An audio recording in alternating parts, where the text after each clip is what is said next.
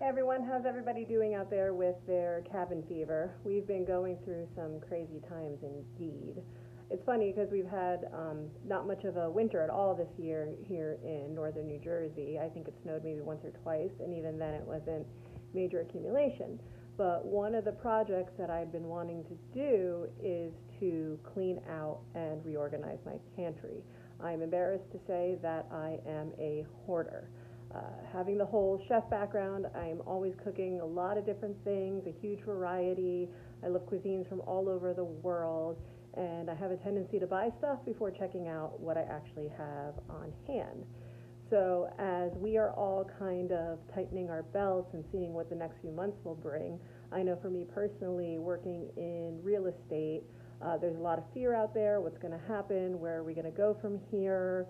How is the economy going to bounce back? How long is it going to take? All those things, there's a lot of uncertainty. So one of the things that I've taken upon myself is that I want to share with you a lot of my different food knowledge and also make a challenge to myself to limit what I am buying. So I want to exhaust a lot of the stuff that I have in my pantry before I go shopping again.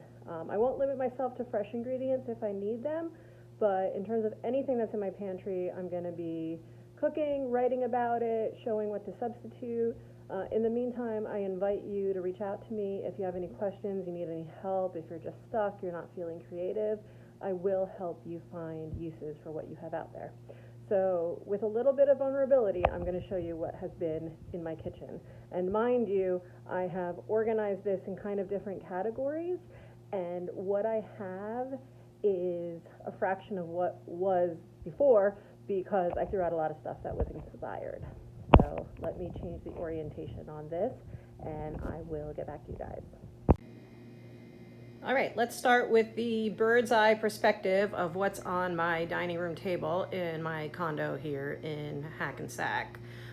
This is everything that was in my pantry, and I have one other cabinet in my kitchen that's dedicated just to baking ingredients. So let's go and take a closer look on some of the stuff I have on hand.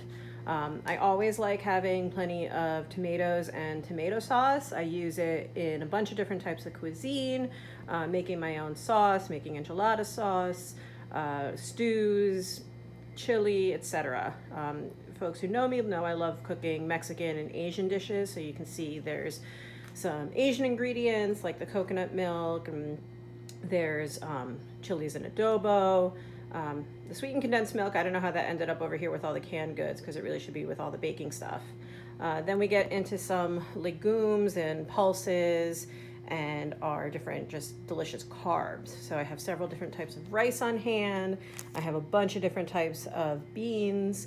I have different noodles and ramen ingredients. There is several different types of rice, if I didn't mention that already. Lots of pasta. In my defense, I was supposed to do a cooking demo this past weekend, a macaroni and cheese demo at the Bloomingdale's on 59th Street, but with everything that's going on, I've had to cancel those demos and not serve food to the public, so now I have those ingredients on hand. Over here we have just a few condiments that aren't in another part of the fridge or my spice rack. Have a couple different types of oil for frying and some syrups. Now we're getting into all the baking stuff. So I have a tendency lately, I've been doing some baking projects with my boyfriend's kids, and I keep buying stuff without realizing what I already have on hand. So I have several different cookie and cake mixes. I have a lot of Jiffy mix. This stuff is amazing. I can't wait to share with you some of the different things that you can do. I have alternative flours like coconut flour and almond flour, excellent for macaroons. I even have sugar substitute for those who are trying to be a little bit lighter in calories. I have a ton of different chocolate and candies, a bunch of different things that we could do for cookies and confectionery stuff. I have also a bunch of snacks. This is more just, again, for snacking, but the crackers and some of the cookies could be used in other recipes, as could nuts and dried fruit, etc. Popcorn, you can grind that up for cornmeal. I don't know if you knew that. I found this on clearance, some Planters cheese balls, taking me back to the 90s. Here I have my smoothie section, as I like to call it. So I have a different proteins and different things that if I want to do just a smoothie in the morning, I have that option. Though, to be honest with you, I've been doing more like eggs in the morning lately. And let's move on to my spices. So these I didn't get out on the dining room table because they're in different cabinets. But over here I have bunch of different spices. I have some dressings, Mike's Hot Honey, some Maldon. I have peppercorn sprinkles, cocoa powder, vinegars, etc. And then here in this cabinet in my kitchen is my spice cabinet. And you'll see, again, I have just a ton of stuff.